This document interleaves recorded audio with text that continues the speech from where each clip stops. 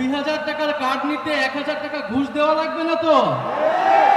নতুন কোন লুটেরাদের আমরা ক্ষমতায় যেতে দিব না। বাংলাদেশের জনগণ তাদেরকে ক্ষমতায় যেতে দিবে না। গণভোটে পরিবারতন্ত্রকে, দুর্নীতিবাজকে। সংগ্রামী বন্ধুগণ, দু একটা কথা বলতে হয়। আমরা শুনছি বিভিন্ন কার্ড দেওয়া হবে, ফ্যামিলি কার্ড দেওয়া হবে, কৃষক কার্ড দেওয়া হবে। আমরা চাই কার্ড দেওয়া হোক, জনগণ সুবিধা পাক, কিন্তু এই কার্ড জনগণ পর্যন্ত পৌঁছাবে তো? 2000 টাকার কার্ড নিতে 1000 টাকা ঘুষ দেওয়া লাগবে না তো?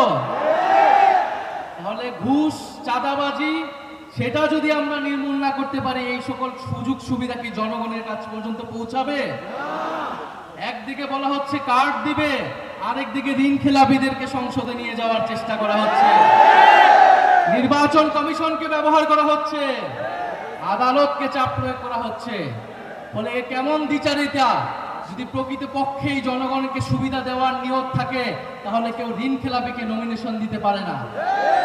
যারা ঋণ পরিশোধ করে নাই, তারা সংসদে গেলে আপনার মনে হয় তারা ঋণ পরিশোধ করবে? আর এরা আবারও ঋণ নিবে, এরা আবারও টাকা লুট করবে, এরা আবারও টাকা পাচার করবে বিদেশে।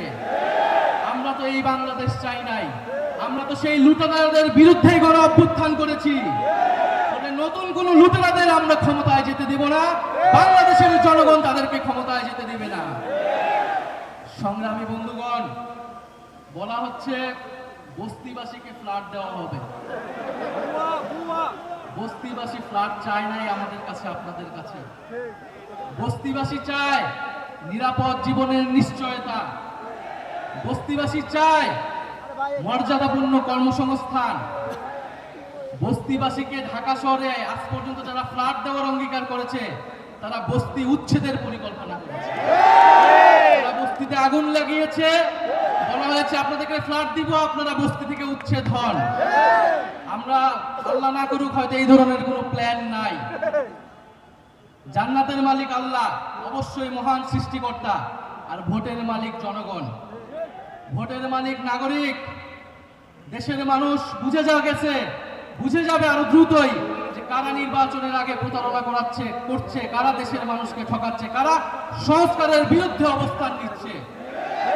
প্রিয় সংগ্রামী বন্ধুগণ, 12ই ফেব্রুয়ারি 10 দলীয় নির্বাচনী ঐক্যের সমর্থিত যার প্রার্থী রয়েছেন, যার যেখানে মার্কা রয়েছে, এই ঢাকা 15 আসনে দাঁড়িপাল্লা, অন্যান্য আসনে শাপলাকলি, রিকশা সহ 10 দলীয় দলের যেই মার্কাগুলো রয়েছে, আপনারা তাদেরকে জয়ী করবেন, তাদের সাথে থাকবেন।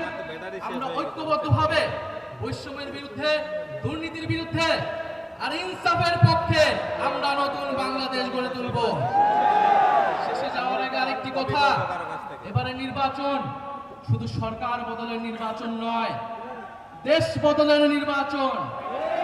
এবারে নির্বাচন ক্ষমতা পরিবর্তনের নির্বাচন নয়, ক্ষমতার কাঠামো পরিবর্তনের নির্বাচন।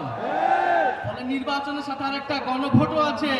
এটা অনেক দল ভুলে যায়, কিন্তু আমরা ভুলি না, জনগণও ভুলবে না। ফলে গণভোটে আমরা কি দিব? গণভোটে আমরা